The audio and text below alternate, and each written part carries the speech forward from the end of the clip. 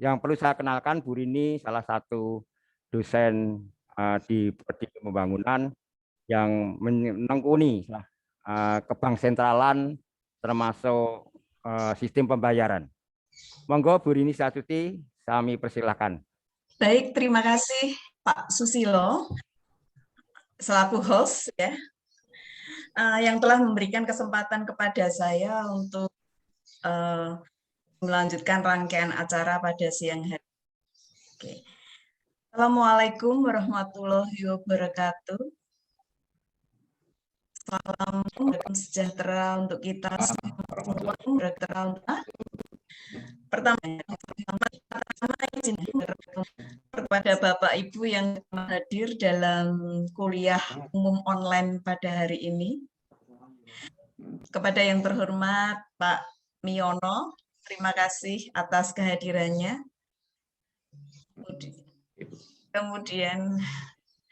Kemudian teman-teman dosen Fakultas Bisnis dan Ekonomi UAJY yang sudah berkenan untuk hadir.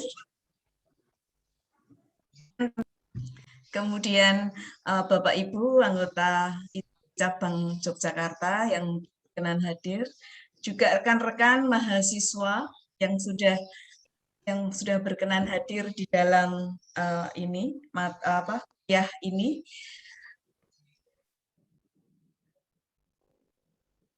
Maaf kok suaranya agak tidak clear. Oke. Nah, saat ini saya akan memberikan pengantar sedikit ya. Saat ini sama pada saat pandemi ya. Untuk penggunaan uang tunai itu sekarang sudah mulai bergeser ke non tunai. Apalagi di zaman pandemi seperti ini ya. Kemudian cashless society semakin berkembang terus, semakin berkembang dan mengikuti teknologi yang sudah merubah kebiasaan hidup atau gaya hidup yang cenderung merubah gaya hidup untuk bertransaksi dengan menggunakan sistem non tunai. Bank Indonesia beserta dengan penyelenggara jasa sistem pembayaran secara bersama-sama itu mendorong ini dengan mendorong perluasan penggunaan KRIS ya, Quick Response Code Indonesian Standard ya, yang dimana tahun 2021 ini targetnya adalah 12 merchant, dua kali lipatnya dari yang sudah dicapai tahun 2020. Nah, untuk membahas akselerasi menuju KRIS 12 juta merchant ini sama-sama pemaparan dari Bapak Miono. Tapi sebelumnya saya akan membacakan CV singkat beliau. Beliau adalah Bapak Miono, Deputi Direktur Kantor Perwakilan BI DIY ya. Dia lahir di Sukoharjo 20 September 1966. Tentunya di Universitas 11 Maret, jurusan Ilmu Ekonomi dan Studi Pembangunan. Kemudian beliau juga lulusan S2 UI Universitas Indonesia, Ilmu Ekonomi, jurusan Perencanaan dan Kebijakan Publik. Mohon izin, Pak, sebelum pemaparan materi, saya ingatkan bahwa pemaparan materi akan berlangsung selama 55 menit dan disambung 30 menit untuk diskusi dan tanya jawab. Kepada Bapak Ibu dan rekan, di samping menyimak pemaparan materi, silahkan untuk melayangkan pertanyaan melalui chat ya, melalui chat yang sudah tersedia. Kemudian atau nanti secara langsung di sesi tanya jawab dan diskusi. Ada titipan dari panitia yang bertanya nanti akan mendapatkan door prize. Untuk itu tidak biar tidak berpanjang lebar, saya persilakan untuk Pak Miono untuk mulai pemaparan. Terima kasih. Baik Ibu, terima kasih. Assalamualaikum warahmatullahi wabarakatuh. Selamat Waalaikumsalam. siang, salam sejahtera bagi kita semua. Ini kok mantul ini? Iya, suaranya Suaranya mantul ya. Ya. Pak ISS yang saya hormati, Pak Bu Erni yang saya hormati, dan adik-adik mahasiswa yang saya cintai. Kembali kita ketemu di siang hari ini, tentu saja dengan topik yang lain, tapi ya tidak jauh dari masalah ekonomi. Bapak, Ibu, dan adik-adik sekalian, topik sesuai Ibu moderator sudah disampaikan, topiknya terkait dengan apa itu sistem pembayaran, terutama terkait dengan percepatan implementasi KRIS ya, untuk menuju 12 juta KRIS di Indonesia. Jadi KRIS ini sesuatu yang sangat penting dalam konteks ekonomi modern di Indonesia, yang sebelumnya memang di sistem pembayaran sebagaimana kita ketahui itu ada yang berbasis tunai, ada yang non tunai. Kalau tunai itu ya pakai uang kartal, yaitu uang kertas dan uang logam. Sementara yang non tunai kalau dulu itu ya namanya non tunai, yaitu bisa dilakukan melalui RTGS kalau transaksinya besar-besar gitu, dan juga bisa melalui clearing kalau dulu ya, melalui clearing terutama yang terkait dengan uang giral ya. Jadi setelah itu transaksi ekonomi itu caranya berkembang sangat cepat sekali ya, dari yang semula dulu malah barter dulu. Barter itu barang ditukar dengan barang, intinya seperti itu, lalu pakai uang kartar, lalu berbasis kartu ya, ada ATM, ada e-money, dan jenis-jenis kartu yang macam-macam itu. Nah, kemudian secara cepat sekali perkembangannya mengalami perubahan, dinamika jadinya sangat cepat sekali. Ya, kartu ketika itu kita waktu saya masih agak muda dulu gitu. Kalau kita punya kartu ya, kartu kredit, bangganya setengah mati itu malahan. Padahal kartu kredit gitu.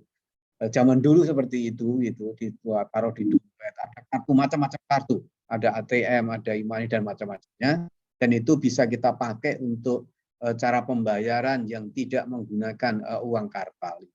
Dan itu semua sekarang masih ada, tetapi ada suatu cara pembayaran yang berbasis digital, yang cara pembayaran kalau anak-anak muda sekarang, cara pembayaran kekinian, kira-kira seperti itu. Jadi tren digitalisasi mempengaruhi sendi perekonomian dengan mengubah pola transaksi masyarakat itu sangat cepat sekali. Ya, digitalisasi itu ya sekarang sudah merambah di mana-mana, baik di komunikasinya, di entertainment, di commerce-nya, transportasi, edukasi, lalu health dan lain-lain itu payment terutama ya, payment dan finansial. Jadi kalau di dunia perbankan itu yang sangat terkenal itu yaitu mengenai payment dan finansial. Kalau finansial nanti ada fintech di sana yang mengatur, mengelola di rekan-rekan kami di OJK gitu, itu sifatnya memberikan suatu pembiayaan. Nah, di Bank Indonesia itu mengatur, meregulasi terkait dengan payment-nya, pembayarannya gitu. Nah, sistem ini, sistem pembayaran digital ini saking cepatnya perkembangannya, ini mendapatkan dorongan khusus dari pemerintah. Pak Presiden mengatakan bahwa 5 langkah untuk transformasi digital itu, yang pertama adalah untuk menyegerakan percepatan perluasan peningkatan infrastruktur digital mengenai penyediaan layanan internet. Ini sangat menjadi concern dari pemerintah yang langsung disampaikan oleh Presiden Jokowi. Lalu yang kedua, mempersiapkan roadmap mengenai transformasi digital di sektor-sektor strategis, baik di sektor pemerintahan, layanan publik, bantuan sosial, lalu pendidikan, kesehatan, perdagangan, industri, dan lain-lain. Seperti itu. Jadi itu yang kedua. Yang ketiga, kita diminta untuk mempercepat integrasi pusat data nasional. Kita ketahui bahwa data itu adalah memegang peranan penting sebagai sumber pengambilan suatu kebijakan. Oleh karena itu, pemerintah sangat concern dengan ini untuk mengintegrasikan pusat data supaya tidak tercerai-berai, sehingga kalau mau ngambil keputusan, mengambil datanya dengan cepat, diolah dengan cepat, hasilnya juga cepat.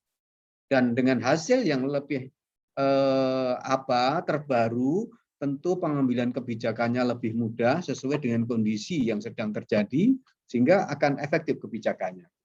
Lalu yang keempat, lalu menyiapkan kebutuhan SDM talenta digital.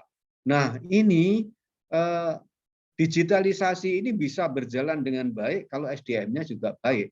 Dan kalau untuk anak-anak muda sekarang makanya banyak sekali yang menggeluti perkuliahan yang di bidang digital, dan ini sudah mewabah lah, kira-kira seperti itu. Kuliah-kuliah digital itu banyak sekali, dan itu tentu patut kita apresiasi, karena dengan mereka itu semuanya akan bisa efisien. Yang kelima, yaitu yang berkaitan dengan regulasi, skema pendanaan dan pembiayaan segera disiapkan secepat-cepatnya. Nah, ini tentu sangat terkait dengan tugas-tugas di lembaga yang mengatur mengenai masalah pembiayaan maupun payment, yaitu BI dan OJK di situ. Nah, Bapak Ibu, saking ininya ya, saking mengesankannya ini transaksi digital ini, sampai ini ya, Pak Menteri Dalam Negeri pun mengeluarkan yang namanya keputusan ya, surat edaran Menteri Dalam Negeri mengenai akselerasi implementasi transaksi non tunai. Nah, ini tentu membuat kami dari sisi sistem pembayaran diminta untuk bisa mengikuti ini, menyiapkan infrastrukturnya dan macam-macamnya supaya transaksi-transaksi pembayaran di sektor pemerintahan terutama itu bisa dilakukan secara non tunai.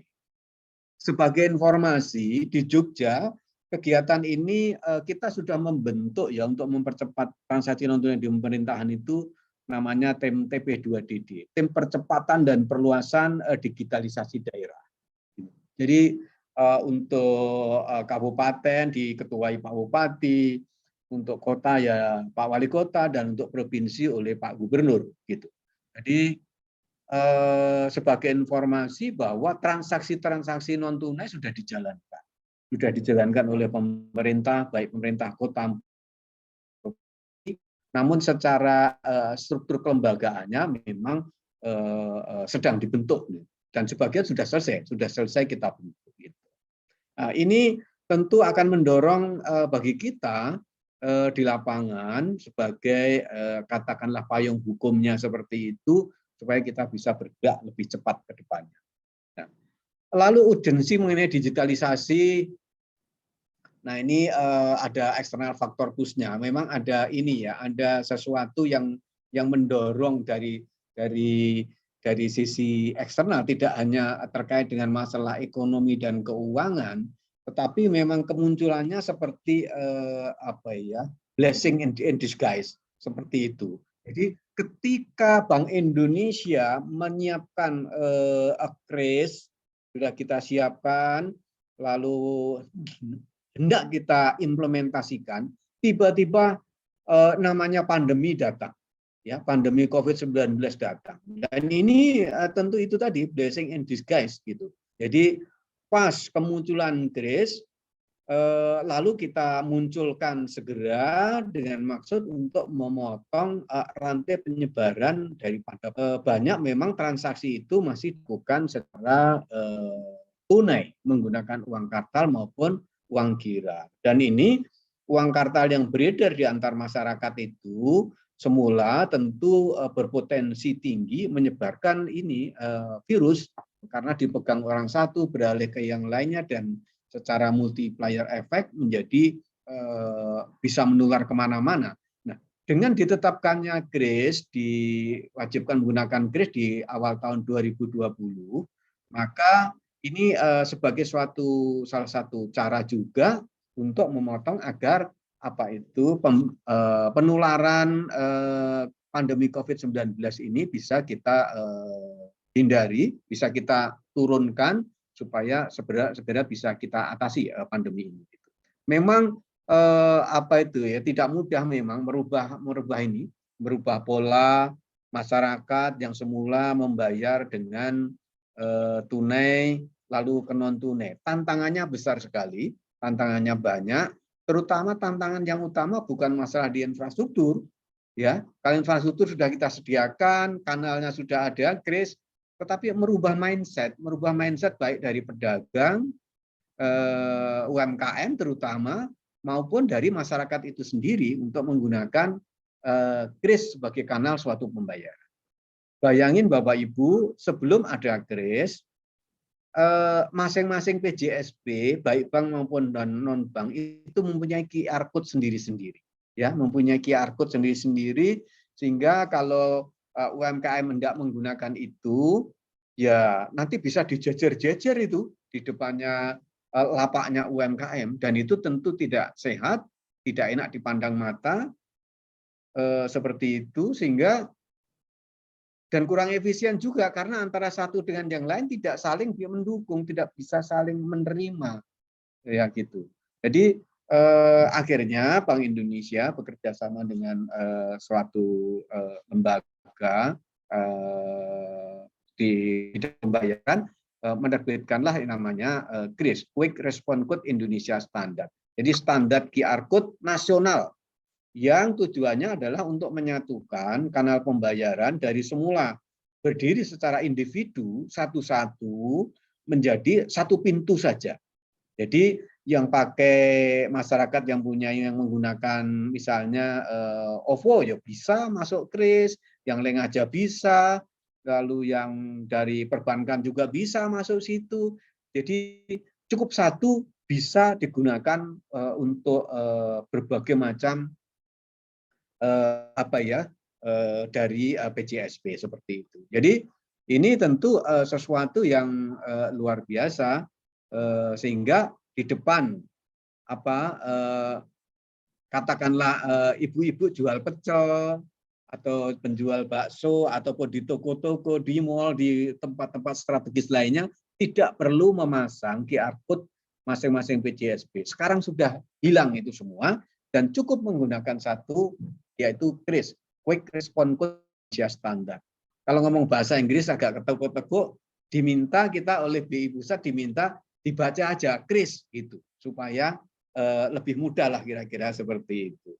Nah ini Bapak Ibu, coba kembali ke ini dulu, ke slide sebelumnya.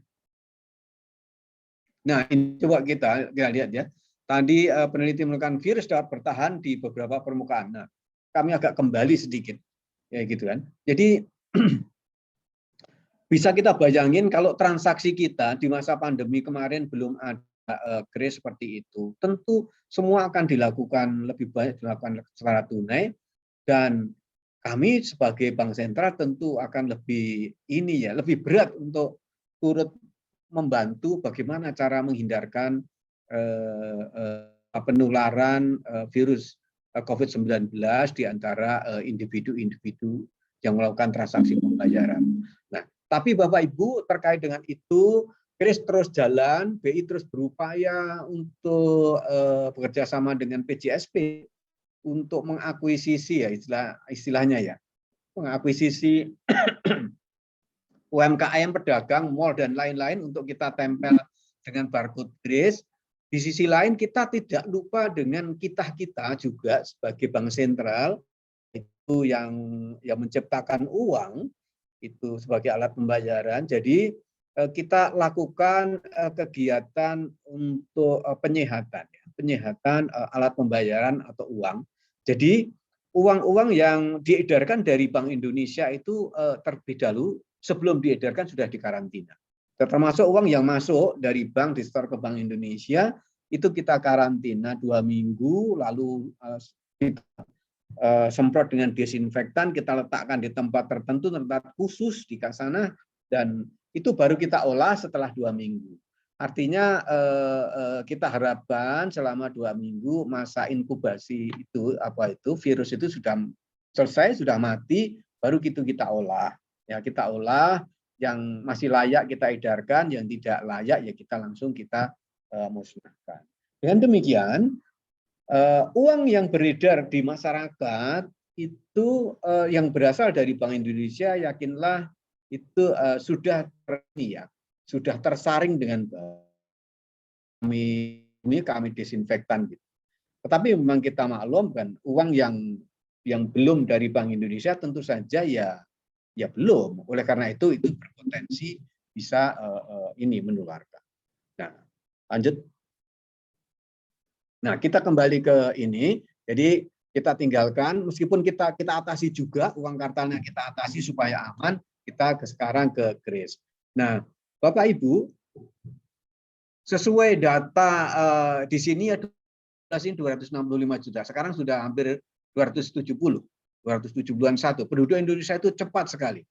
Jadi ternyata rakyat Indonesia sangat produktif. Sangat produktif sekali dalam menambah jumlah penduduk gitu. Dan ini tentu saja menjadi satu sisi kekuatan, tapi juga bisa menjadi kelemahan kalau tidak kita kelola dengan baik jumlah penduduk ini. Gitu. Jadi angkatan muda Indonesia itu sangat banyak, dan ini suatu potensi. Biasanya orang muda itu gairah untuk inovasinya tinggi, gairah untuk konsumsinya tinggi. Nah, ini menjadi suatu modal suatu bangsa dalam mengenjot perekonomiannya.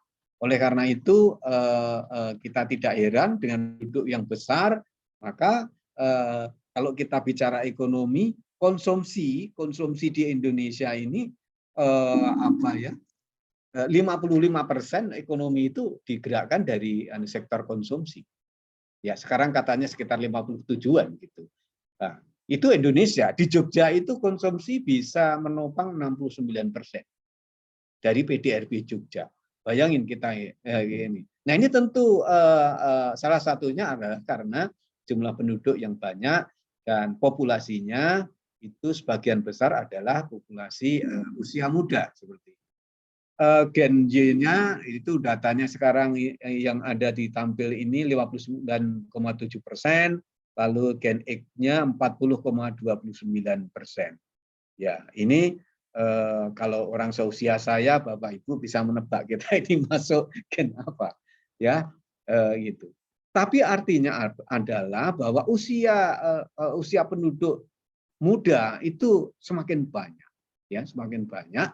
Dan ini ada data yang sangat menarik ya di situ. Ada perbandingannya, coba kita lihat datanya dari berbagai negara di dunia ini. Itu ada Turki, Malaysia, Thailand, Filipina, India, dan terakhir ada Indonesia. Itu populasi kita memang termasuk yang populasi yang ini ya, yang terbesar kedua setelah India. India 1,3 miliar penduduknya, luar biasa banyak sekali. Dan kita lihat langganan selulernya. Langganan selulernya itu di penduduk dunia itu 7,7 miliar, itu 67% itu pelanggannya. Ya, kalau di Indonesia ini 133%, bayangin itu. Jadi sangat luar biasa. Satu orang di Indonesia bisa punya 2-3 handphone, ya, atau inilah HP atau tablet seperti itu. Jadi gairah untuk melakukan ini berdigitalisasi ini luar biasa di Indonesia ini. Nah, untuk pengguna internetnya kalau dunia 57%. Nah, sedangkan Indonesia itu 56% yang sudah ini berinternet, ya, masyarakat yang sudah berinternet. Ya, ini lumayan tinggi juga, tetapi memang masih kalah ya, masih kalah dengan Turki itu Turki 84%. Jadi masyarakat Turki memang sudah masyarakat yang maju. Turki kan di Eropa, orang Eropa maju gitu. Artinya tapi artinya Indonesia sudah separuh lebih itu sudah menggunakan internet, ini juga sangat-sangat baik gitu.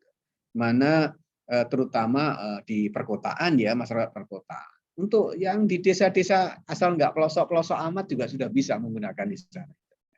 Lalu pengguna media sosial aktif itu kita 56%.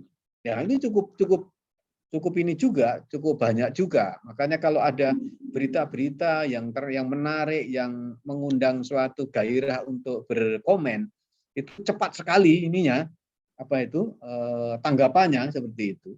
Termasuk misalnya kasus ini kemarin ya, badminton ya, badminton All England, beritanya kan cepat sekali direspon oleh masyarakat. Nah, ini Bapak Ibu, kami selaku Bank Sentral next ya. Next. Tentu akan terus berusaha untuk ini, untuk memfasilitasi lah, taruhlah seperti itu, memfasilitasi, meregulasi kondisi sistem pembayaran Indonesia agar modern, agar maju, sehingga kita tidak kalah juga dengan negara-negara di tetangga kita. Gitu.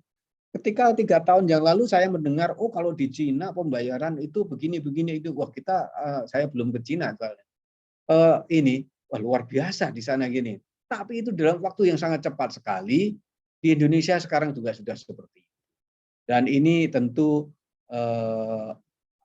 kita tidak ingin ketinggalan lah. Kita tidak ingin ketinggalan di dunia digitalisasi ini agar kita sejajar dalam melakukan transaksi ekonomi. Kita nggak mau dikatakan negara yang ketinggalan zaman lah, kira-kira seperti itu. Dan ini alhamdulillah bisa berjalan.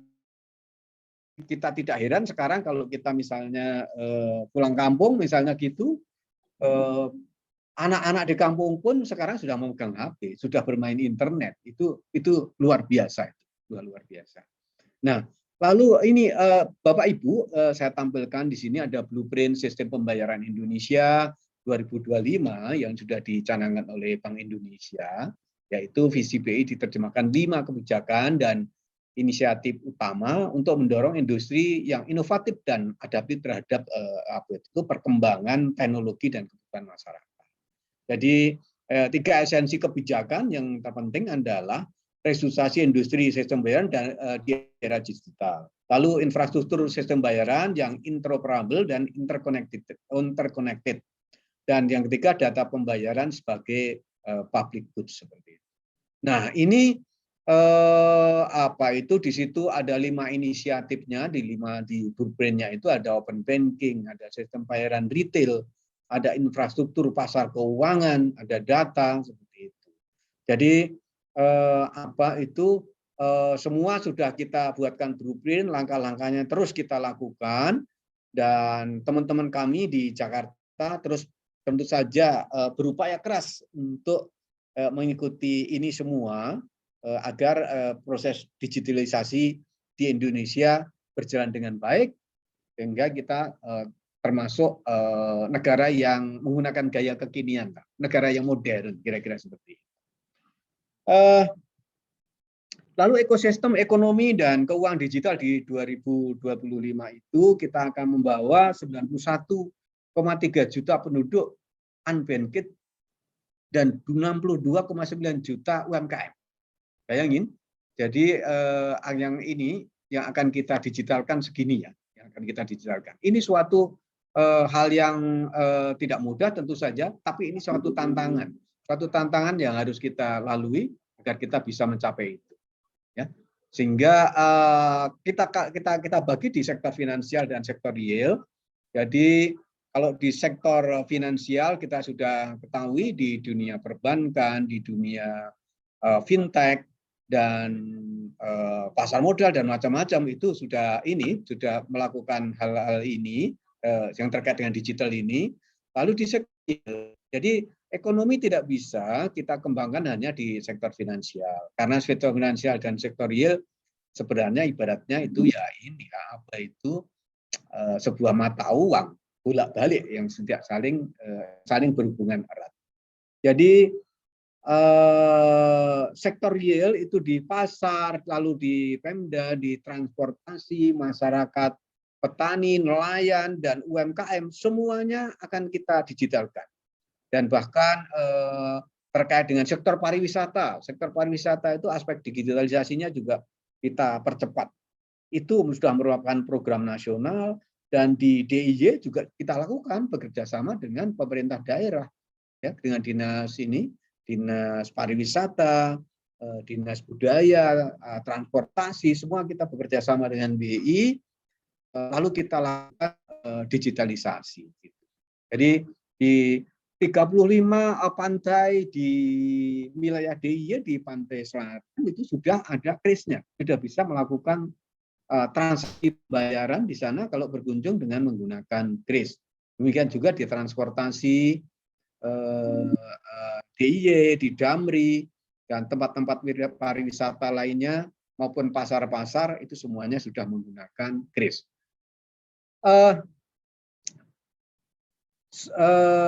Beberapa bulan yang lalu kami bekerja sama dengan BPD DIY itu sudah mengkriskan pasar tradisional modern Prawiro Taman, ya, di daerah Prawiro Taman.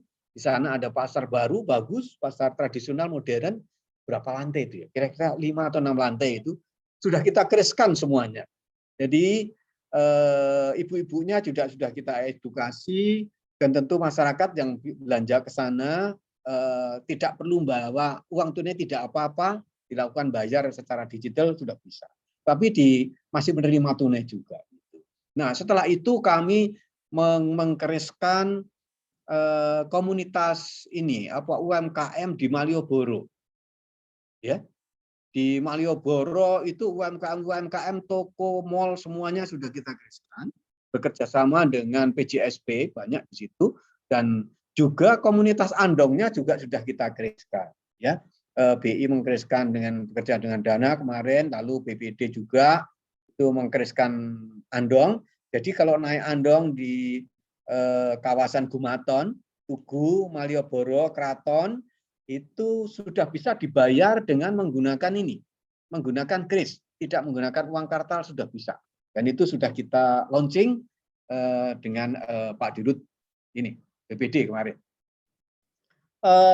Bapak Ibu, tidak hanya cukup di situ, di tempat-tempat tempat-tempat pariwisata di Sleman, di Kulon Progo, semua sudah kita sasar, dan mudah-mudahan melalui upaya-upaya itu memang kita harapkan Jogja segera terkriskan sehingga kalau ada masyarakat luar daerah yang ke Jogja belanja, kalau tidak menggunakan uang juga sudah bisa menggunakan kris.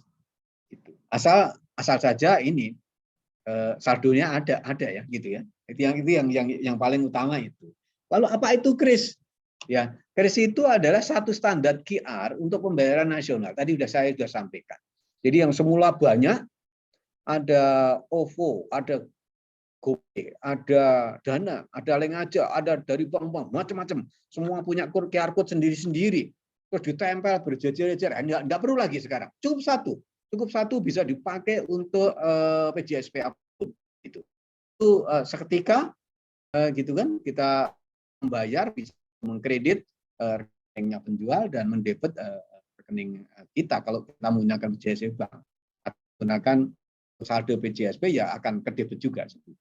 Yang kedua, pembayaran menggunakan QR code, lalu sudah terintegrasi aplikasi mobile banking atau mobile payment kalau itu PJSP non-bank, dibangun bersama oleh BI dan ASPI, ya, Asosiasi Sistem Pembayaran Indonesia, didukung 48 penyelenggara bank dan non-bank, ada Mandiri, BNI, dan lain-lain itu.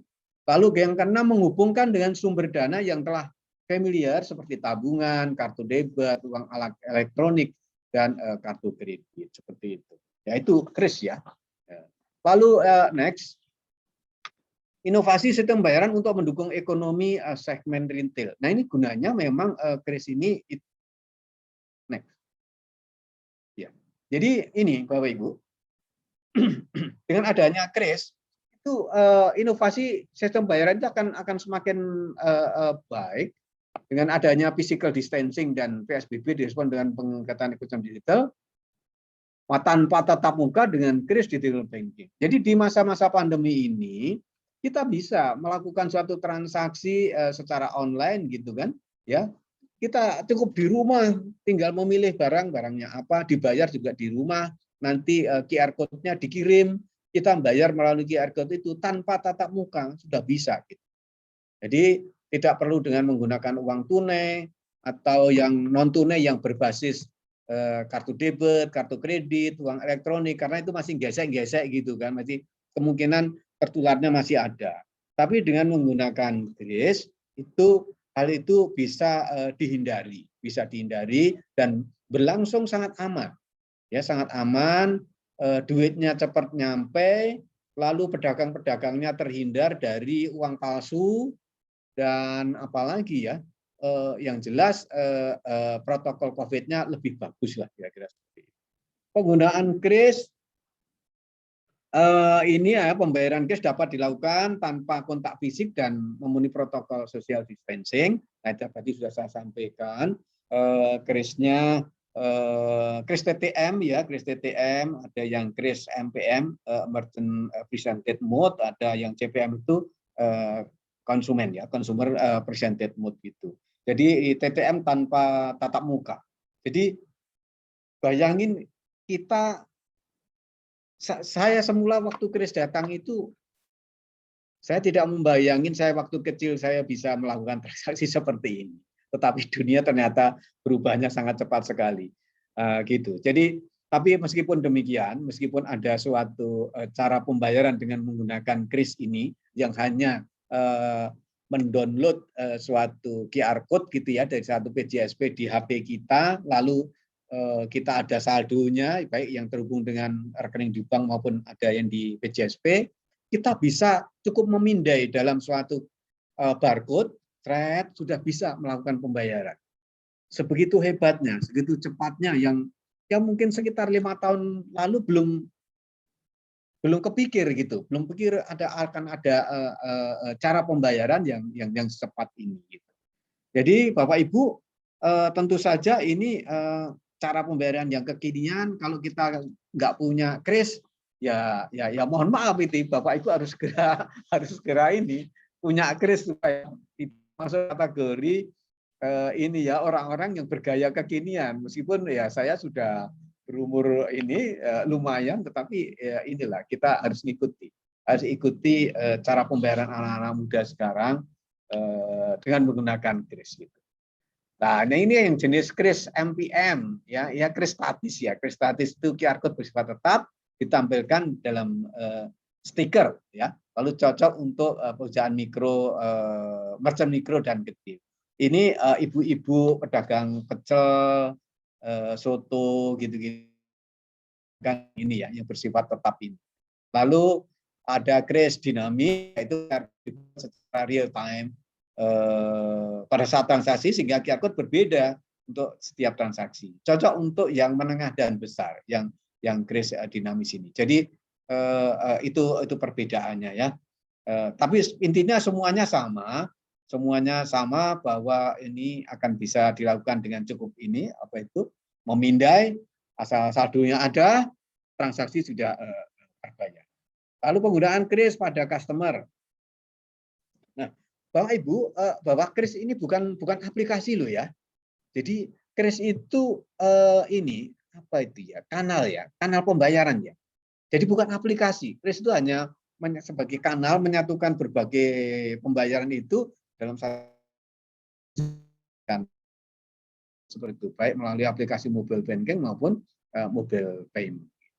Jadi kalau mobile banking nanti bisa langsung menggunakan mendebit rekening tabungan kita di bank yang kita ini tunjuk, dan kalau mobile payment ya nanti bisa kita ini misalnya di GoPay, di OVO, di Dana. Nanti kalau saldonya habis diisi di sana gitu. Kalau yang di bank yang tabungannya habis ya harus diisi. Kalau enggak nanti tidak bisa melakukan transaksi di sana. Jadi bagi yang sudah punya mobile banking, mobile payment biasa bisa langsung gunakan. Yang belum segera buka rekening dan fasilitas mobile banking di bank atau mobile payment di non bank. Bebas biaya transaksi itu salah satu kelebihan-kelebihan. Yang selanjutnya adalah ini ya, Journey of Grace ya.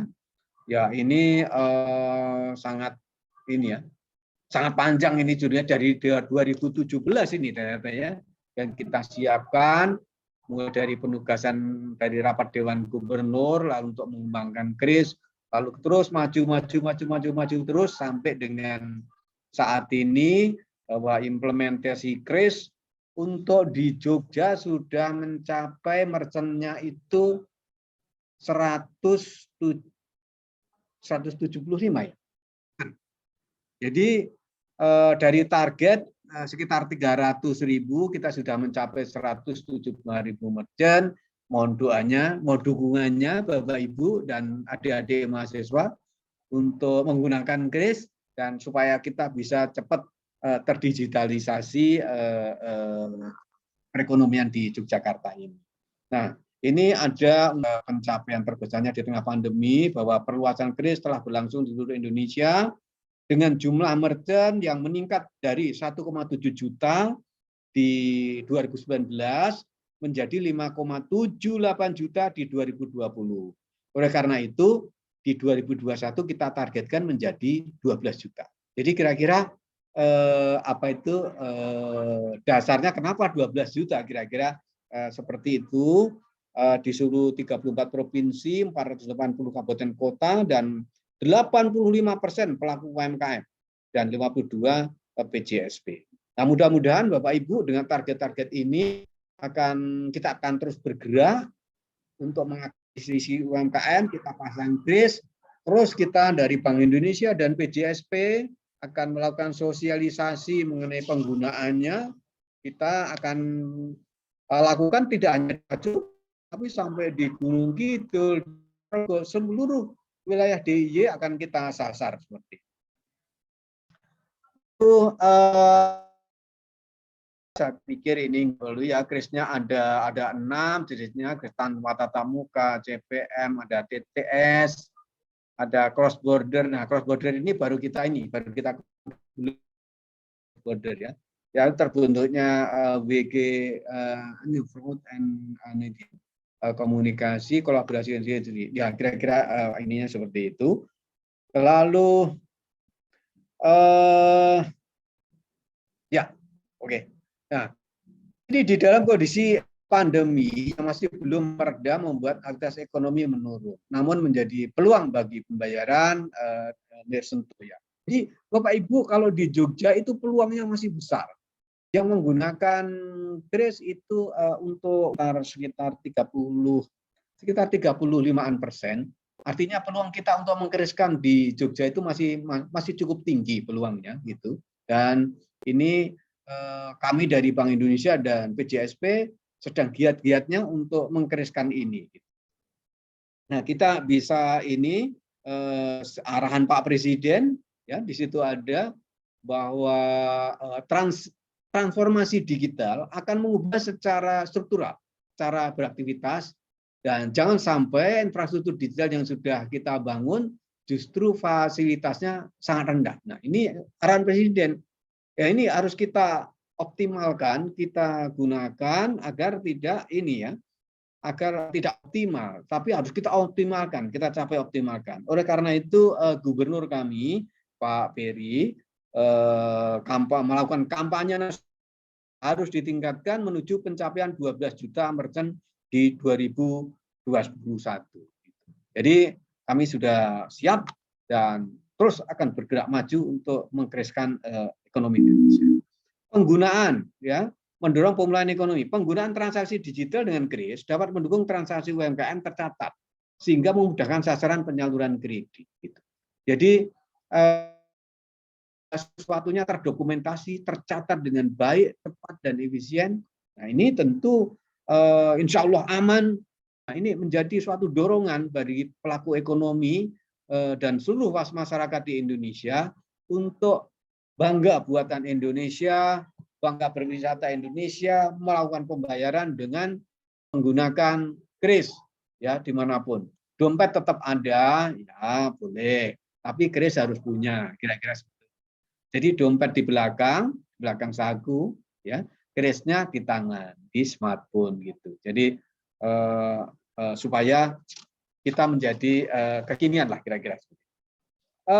Lalu framework pencapaian 12 juta merchant kris di 2021. Ini sudah ada ininya frameworknya. Di sana ada merchant side ya, dan ada buyer side. Jadi ada supply, ada demand. Ya, merchantnya kita kreat, masyarakatnya ya kita edukasi, kita berikan literasi supaya mendownload kris dan mengisi itunya saldonya di PJSP untuk bisa melakukan pembayaran. Nah, selama ini Bapak Ibu, pembayaran dengan menggunakan kris sangat efisien, hampir tidak ada permasalahan di situ, ya. Jadi masyarakat cukup nyaman. Ya, kalaupun ada kekeluhan itu terkait dengan MDR-nya, terkait dengan biayanya. Kalau untuk pedagang-pedagang mikro sampai 31 Desember 2021 bebas biaya untuk yang yang pedagang mikro. Tetapi yang untuk yang merchant yang ini, yang menengah ke atas itu masih ada biayanya sekitar 0,7% dari transaksi ya biayanya. Dan ini menjadi masukan CBI sering dikasih masukan dari masyarakat agar diturunkan. Dan saat ini kami sudah sampaikan ke kantor pusat kami di Jakarta, tengah dibahas. Mudah-mudahan nanti bisa turun, tidak 0,7, mudah-mudahan misalnya bisa 0,2 atau 0,3 gitu. Jadi sangat sekali, murah sekali gitu. Nah, lanjut, lalu cara menggunakan kris ya, tentu kita harus punya smartphone, lalu mendownload, dan itu sangat ini mudah sekali, tinggal klik nanti keluar transaksinya berapa, bayar berapa, begitu di ini okein langsung sudah berpindah uangnya, artinya kita sudah melakukan proses pembayaran. Jadi cara bayar menggunakan kris, atronik, ya, seperti itu. Nah, ini teknis-teknisnya anak-anak muda biasanya sudah relatif gampang menggunakan. Penggunaan kris pada pedagang, nah juga ada ini ya, ada aplikasinya seperti itu. Nanti pedagang-pedagang itu akan diedukasi oleh PJSP dan juga oleh Bank Indonesia. Kami mempunyai tenaga edukasi, pengedukasi dari Genbi. Genbi itu mahasiswa dari berbagai universitas yang mendapatkan beasiswa dari Bank Indonesia. Nah, itu sudah kita latih, terus kita terjunkan ke lapangan untuk bisa melatih ibu-ibu pedagang atau melatih komunitas-komunitas seperti itu untuk bisa menggunakan kris. Nah, ini manfaat kris, jelas sudah kami sampaikan ya, manfaat kris itu ya lebih higienis lah, lebih higienis, transaksi cepat, pengeluaran tercatat, aman, dan karena diawasi oleh Bank Indonesia, lalu efisiensi tanpa uang, kembalian, dan bebas biaya. Nah, ini benar-benar kekinian dan tidak ribet Bapak Ibu. Kalau menggunakan kris, ibu-ibu, bapak-bapak pedagang UMKM bukan uang kecil ya, uang pecahan gitu, nggak perlu. Karena nggak ada uang kembalian, jadi langsung bayar cepat, langsung selesai. Seperti itu. Nah, ini juga akan meringankan tugas kami di sektor perkasan, terutama dalam menyediakan alat pembayaran, terutama uang koin gitu. Jadi sangat bagus sekali Bapak Ibu, cara menggunakannya juga mudah dan aman. Lalu ada juga hampir 5,8 juta merchant di Indonesia telah merasakan manfaat kris, tinggal tunggu notifikasi atau baca notifikasi di HP customer. Jadi ini sangat mudah. Nah, menerima pembayaran secara higienis mengikuti tren sehingga dapat meningkatkan penjualan, transaksi tertata dan langsung masuk ke rekening. Tidak perlu uang kembalian, membangun kredit profile dengan mudah, lalu murah, bebas biaya bagi usaha mikro. Tadi sudah saya sampaikan semuanya ini semua. Sudah saya sampaikan. Manfaat kris bagi pemerintah, ya ini kalau terkait dengan sektor pemerintah, jadi di dinas terkait yang menggunakan kris gitu. Hanya permasalahannya sekarang yang sedang dimasukkan ke BI, masukan kami adalah kris ini plafonnya masih 2 juta. Ya, karena ini desain untuk media channel pembayaran yang bersifat retail.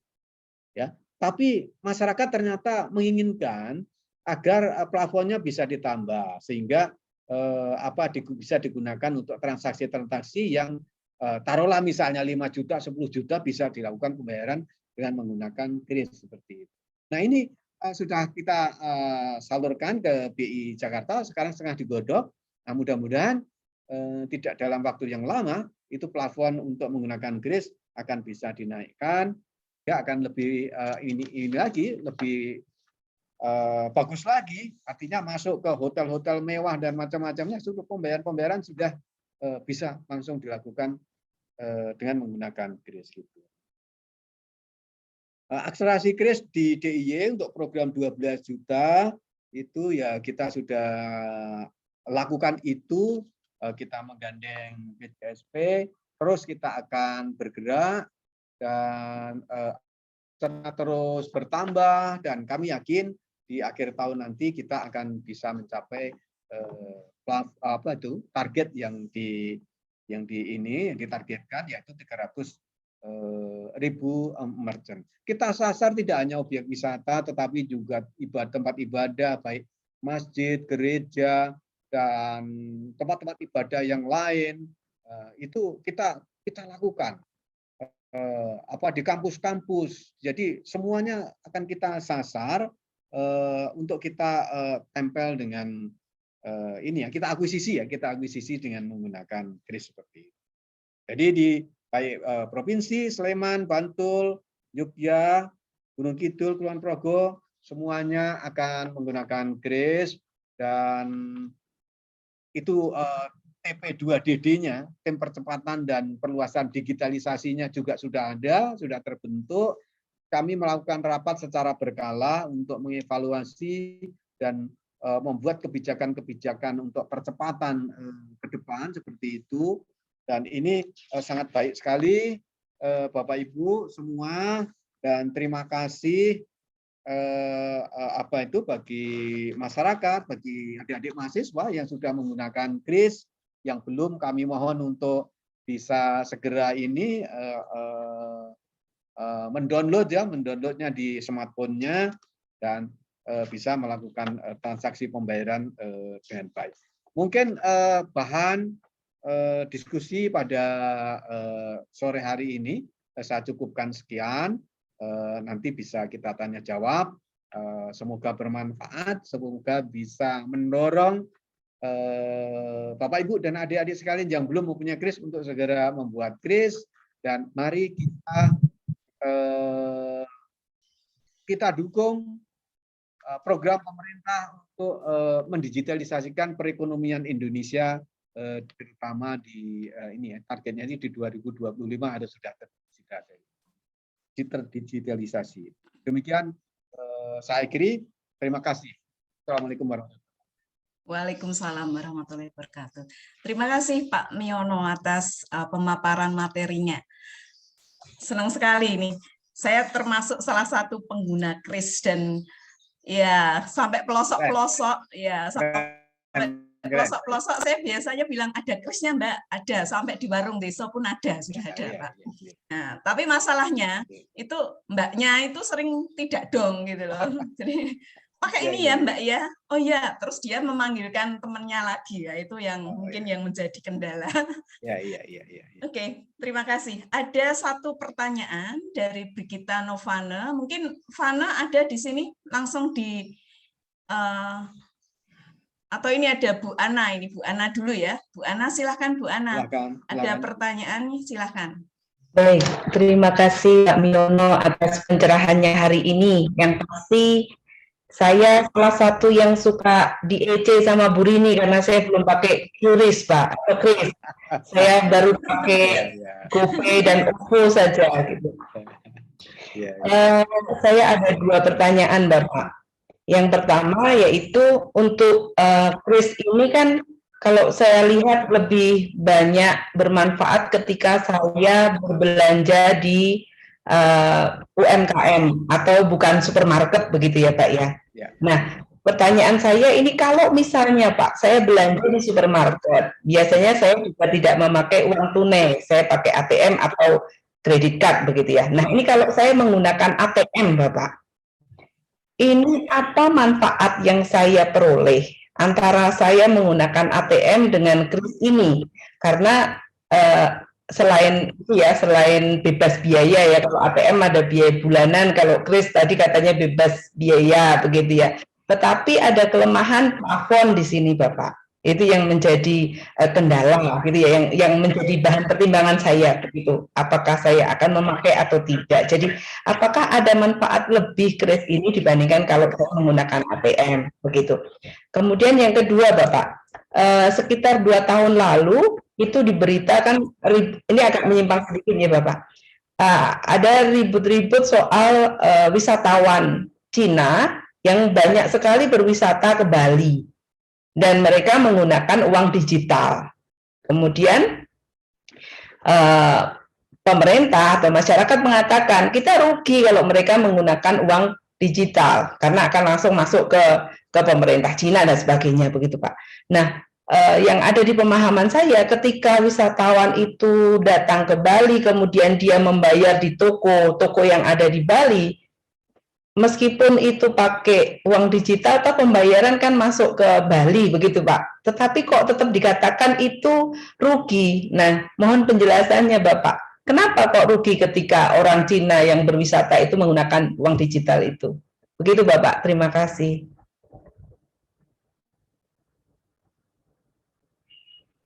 Mungkin langsung dijawab atau satu lagi Pak pertanyaan? Maaf Pak. Oke, yang kedua Ludo dulu. Ludo, silahkan Ludo.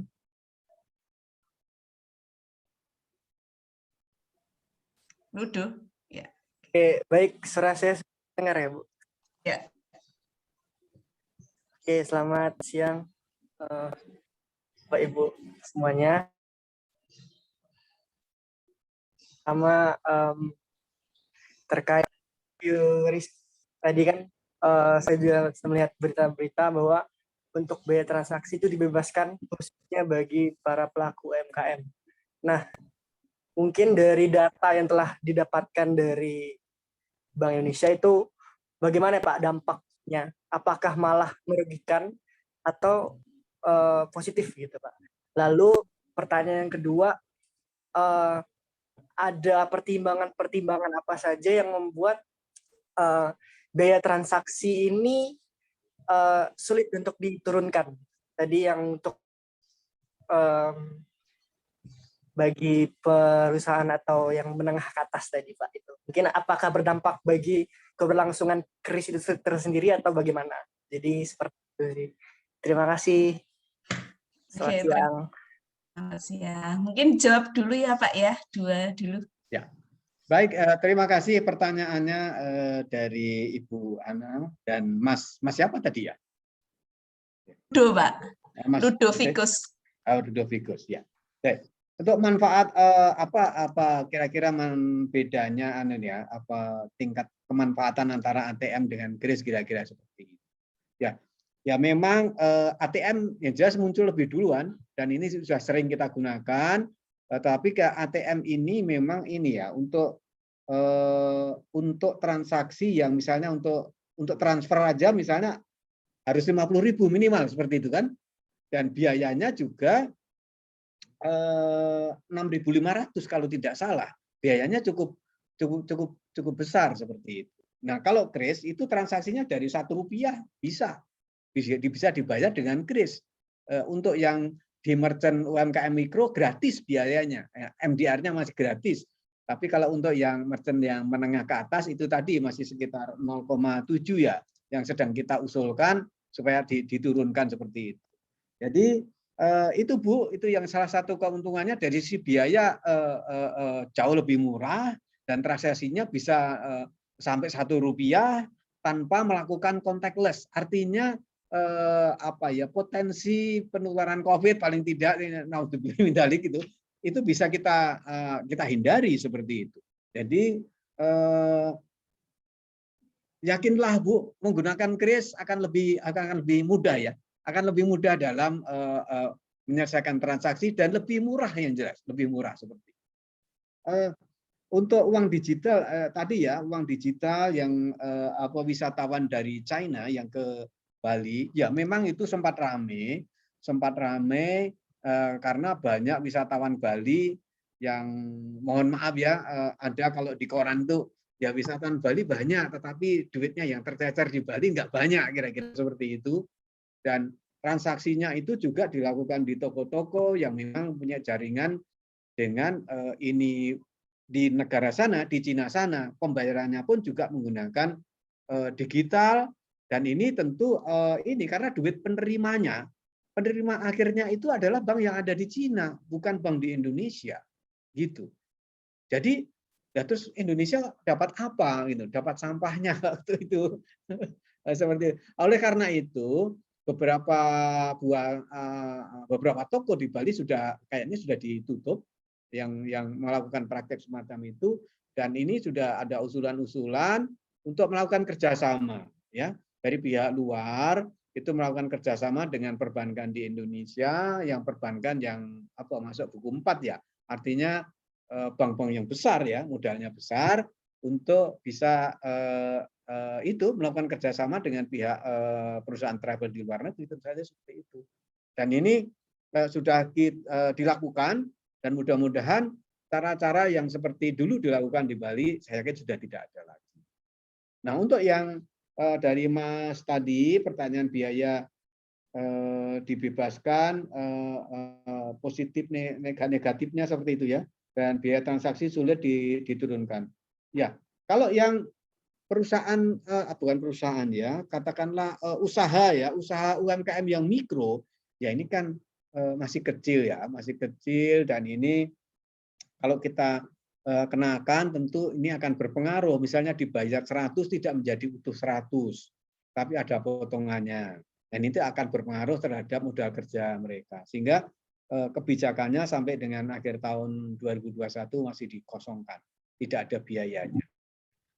Nah, ini tentu yang biaya transaksi yang untuk yang merchant menengah ke atas, tadi sudah saya sampaikan, saat ini sedang dibahas di BI Jakarta.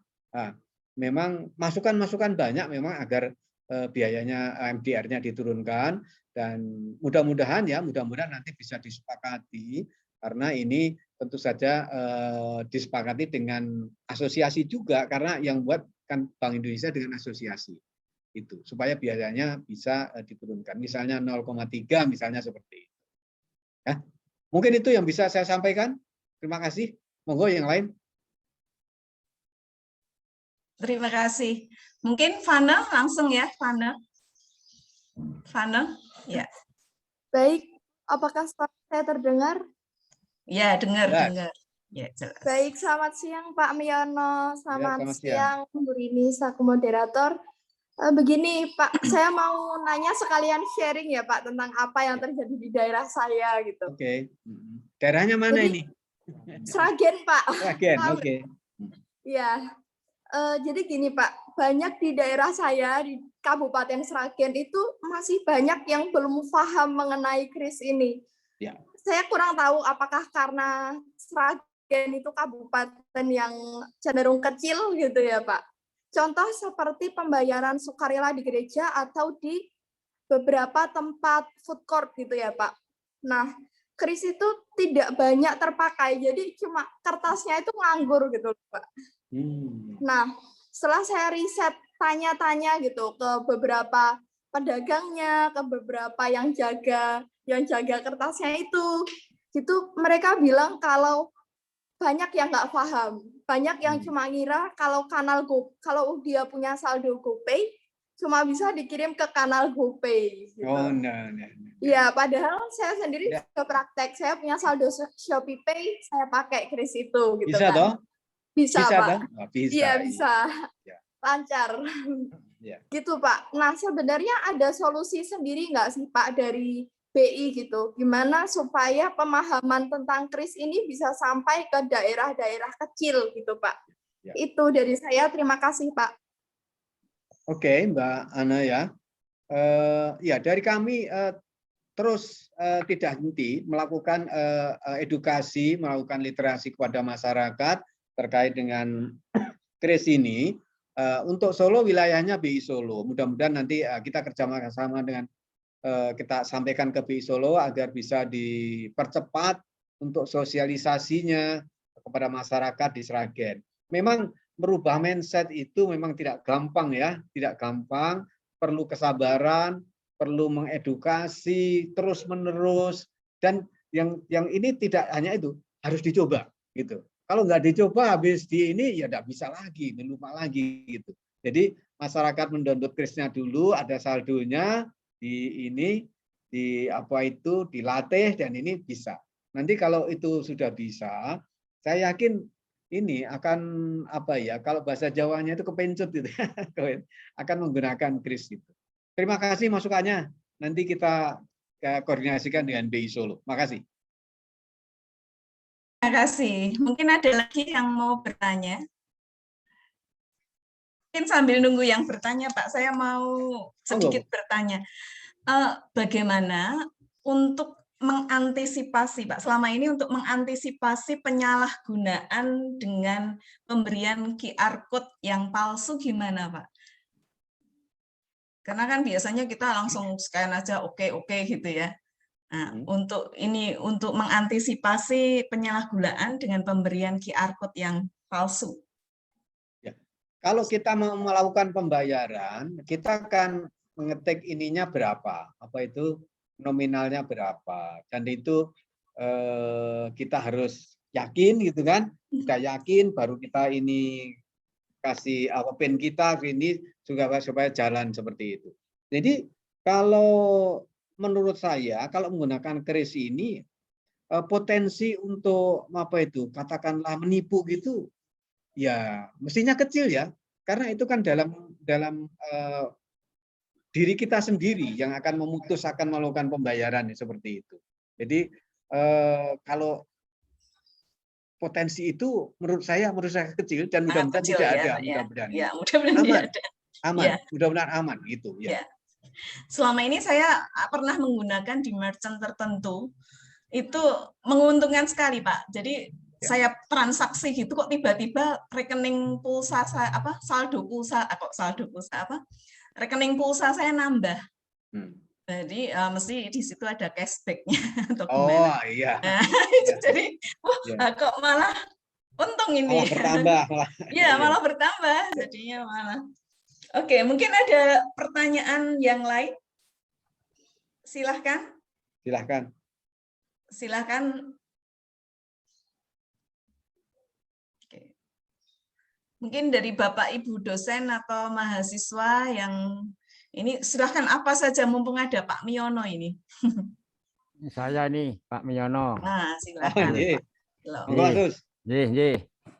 Pak Miono. Jadi ini punya pengalaman bukan sebagai pemakai kris, tapi bagaimana ikut bergabung dengan BI. Kemarin IC dan KP Gama ini mengkriskan 310 pedagang pelaku wisata di alun-alun kidul Paparasi Algit itu. Memang di lapangan ini banyak kendala. Artinya mereka tuh mayoritas semangat ya ikut.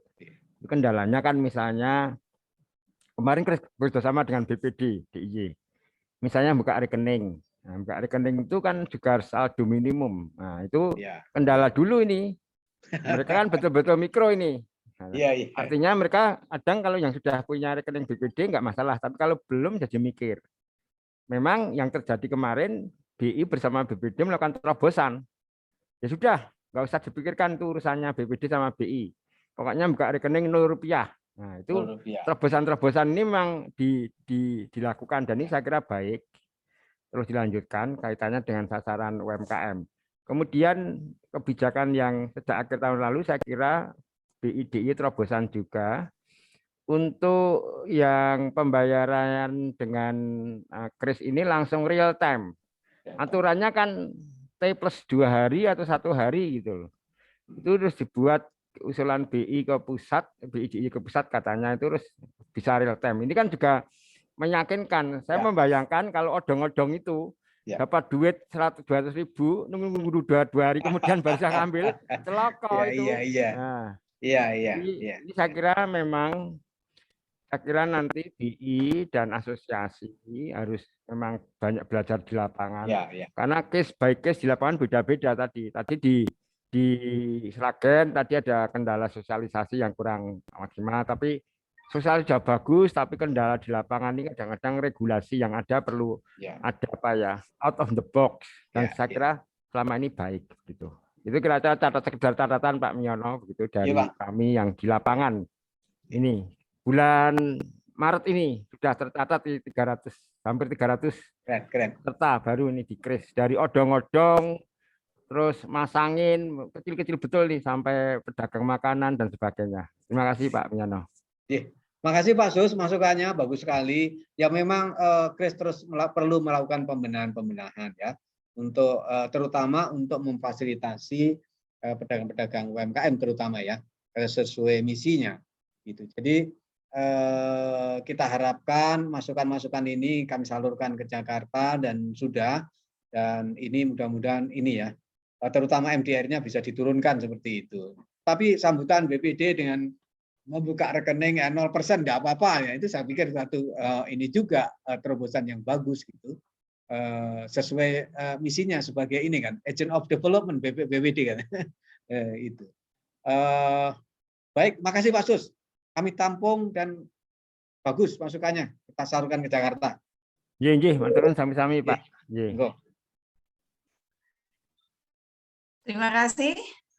Mungkin ada lagi yang pengen bertanya. Tadi saya sebenarnya mau banyak bertanya, tetapi tadi sudah lengkap sekali seperti minimal transaksi dan sebagainya. Sering kita itu malu masuk transaksi 10.000 pakai kris gitu, Pak. Tidak apa-apa, Bu. Rp1 aja boleh. Iya. Makanya seperti itu. Mungkin ada lagi mahasiswa yang mau bertanya. Silahkan, tadi ada titipan dari panitia yang bertanya nanti dapat door prize gitu katanya. Silahkan. Mau tanya apa saja tentang kris boleh. Ya. Apakah ada kendala atau seperti apa? Kalau saya sih kendalanya cuma sering mbaknya yang penjaga warung itu nggak tahu gitu. Jadi harus harus manggil temennya atau manggil pemiliknya gitu. Boleh nggak pakai ini? Nah, padahal di situ sudah iya. Mbak, saya mau bayar pakai ini gitu. Harus tanya pemiliknya, boleh nggak gitu. Nah, itu yang mungkin lebih tadi sudah dibahas sama Pak Miono tadi tentang merchant-nya itu juga harus ditingkatkan ya. Mungkin ada lagi, kalau tidak ada, ini waktunya sudah pukul 14.30, 14.50 ya. Mungkin ada lagi komentar atau apa boleh gitu. Silahkan. Silahkan. Oke, terima kasih. Mungkin saya sedikit akan pelajari dengan Pak Miono pada hari ini. Yang pertama tadi jelas bahwa transaksi ekonomi itu berkembang sangat pesat sekali. Saya tahu kris itu sudah sebelum tahun 2020, tapi mungkin maraknya itu. Kemudian di samping itu, di sisi lain pemerintah juga mendorong adanya transaksi ekonomi ini. Ada dorongan dari pemerintah yang tadi disebutkan sebagai digital, ya. Kemudian, ini yang menjadi penting bagaimana akselerasi menuju kris 12 juta merchant ya. Tadi sama Pak Miono sudah dijelaskan dari sisi demand dan dari sisi supply gitu ya. Kemudian ada mungkin dari sisi dorongan dari dari pemasarannya juga harus ini itu.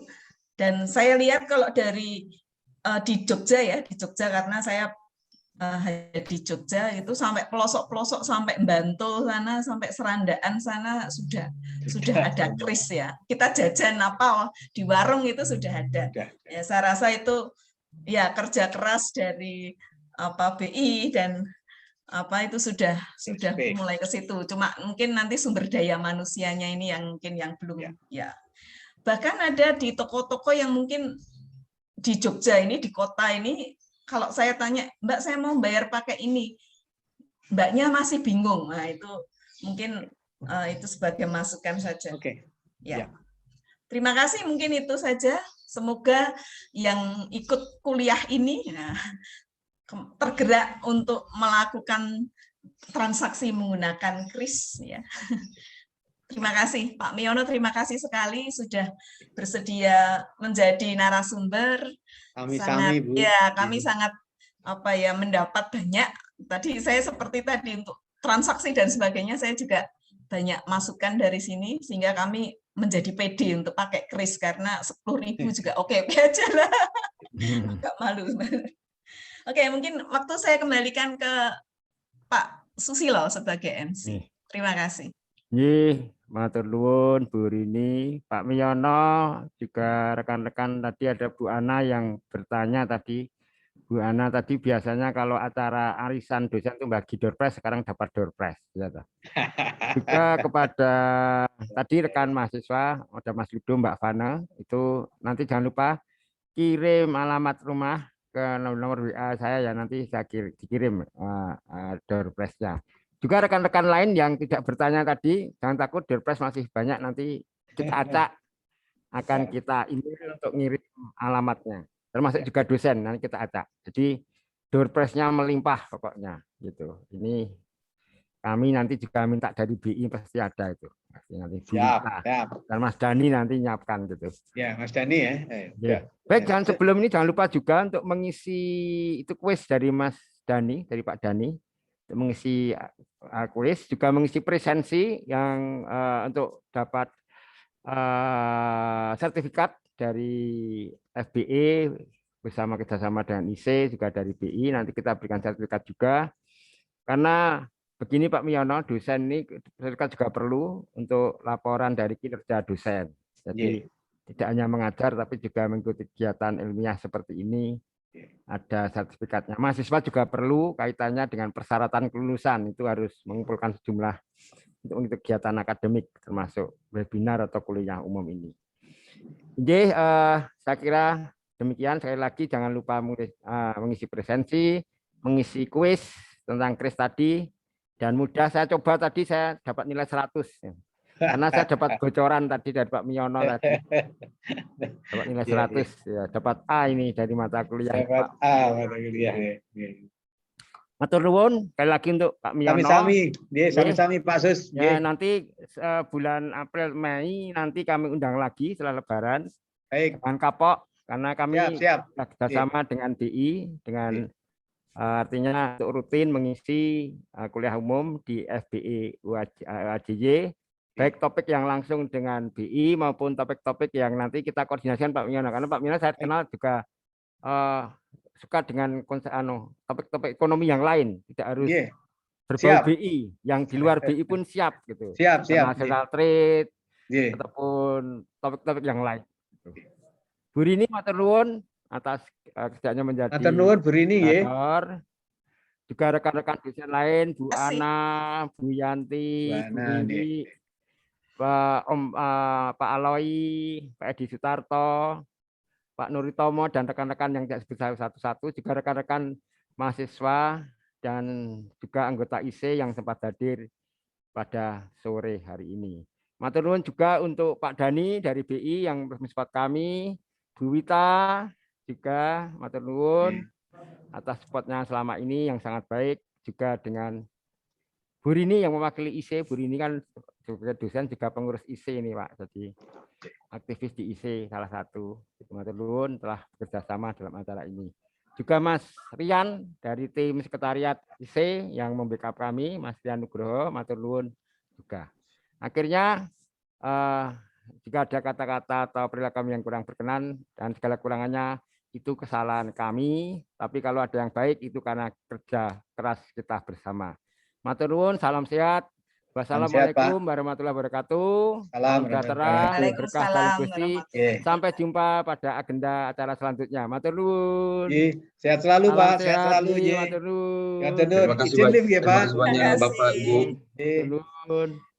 Matur nuwun sangat Pak Miono, Pak Susilo, Bu Rini, Bapak Ibu yang lain. Bapak Ibu. Matur nuwun. Bu Ana. Terima kasih Bapak Wah, Bu Rini. Bu Ana segera pakai kris, Bu Ana. Kursinya Semua sudah pakai kris, Pak. Kursinya sing Sudah larang lho iki. pakai. Sudah punya Bukan dompet kris. tapi nggak pernah digunakan itu. Bianti kris Hanya cuma GoPay sama OVO, Bapak. Ya, izin live ya Pak ya. Matur nuwun izin live teman-teman, matur nuwun. Ya. Sampai jumpa. Pak Kamto, selamat siang Pak Kamto. Pak Felix, matur nuwun. Pak Kamto, lama nggak kelihatan. Ya Pak Kamto, salam sehat. Ya, mantap. Mantap, berkah dalam Gusti. Ya, berkah dalam. Mas Dani, matur nuwun Mas Dani dari BI. Terima kasih atas supportingnya.